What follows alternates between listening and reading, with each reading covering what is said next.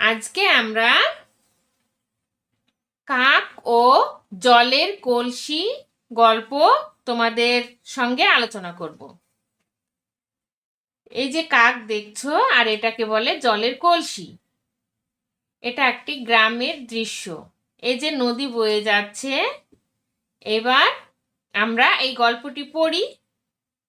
দেখো, গরম কালের দুপুর, চারিদিকে রোদে খা খা করছে।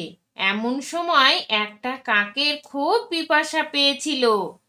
জলের খোঁজে সে এদিক ওদিক উড়ে বেড়াতে লাগলো।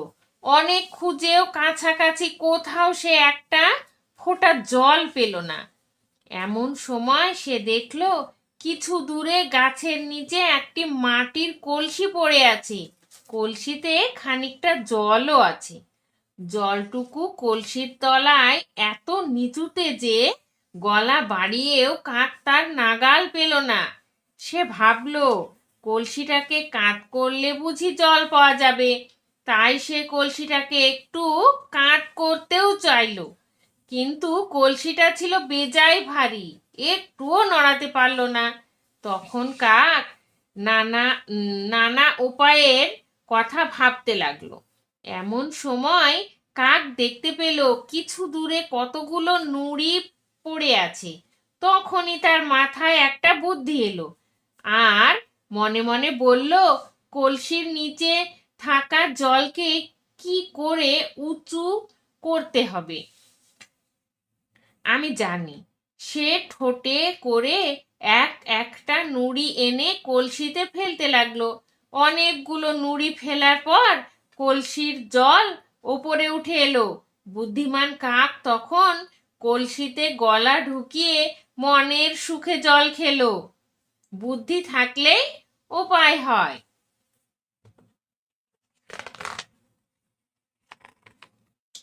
এখানে দেখো কিছু প্রশ্ন দেওয়া আছে, সেগুলো আমরা সমাধান করব। আগে আমরা মানে জেনে নিই।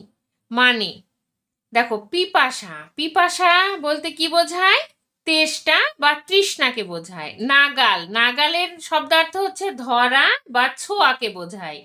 বেজায়, বেজায় মানে খুব বেশি।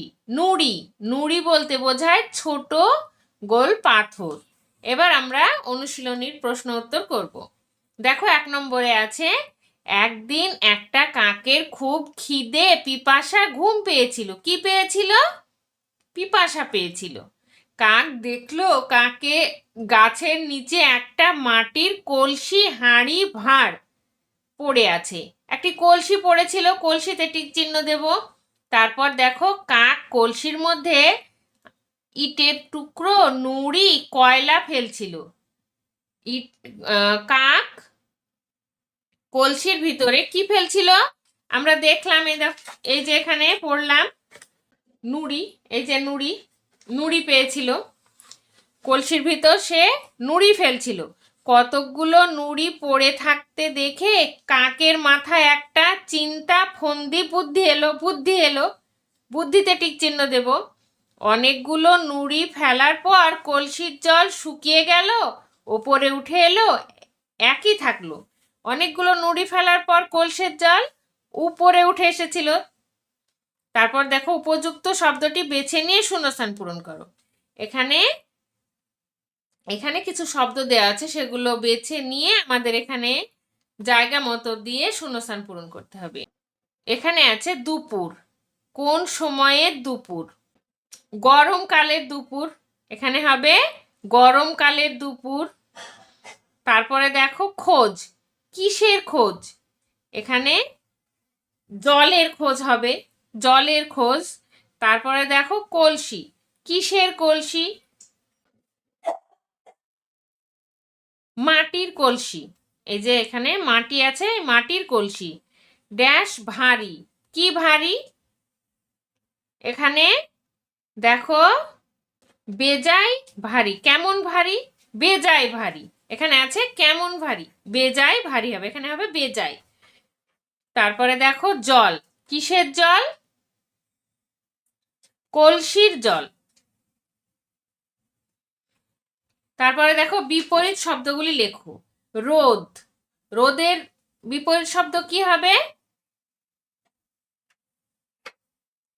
রোদ ছায়া।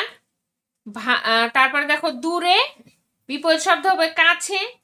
তারপরে দেখো ভারী, বিপরীত শব্দ হবে হালকা।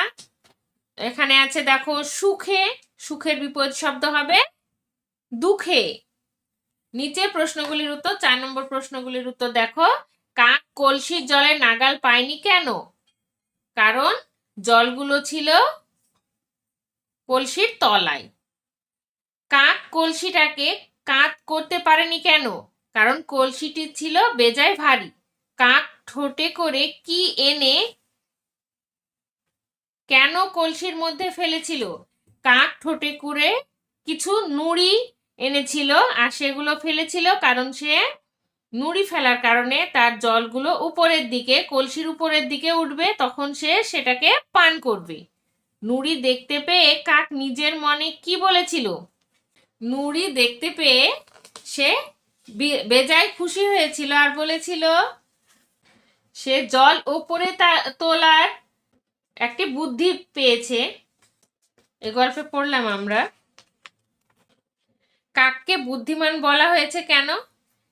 কারণ কাক বুদ্ধি খাটিয়ে সে জলের তলায় থেকে সেই জল উপরে নিয়ে এসে সে পান করেছে, তাই তাকে বুদ্ধিমান বলা হয়েছে। আজ তাহলে এ পর্যন্তই। পরের দিন আমরা নতুন কোনো গল্প নিয়ে হাজির হব।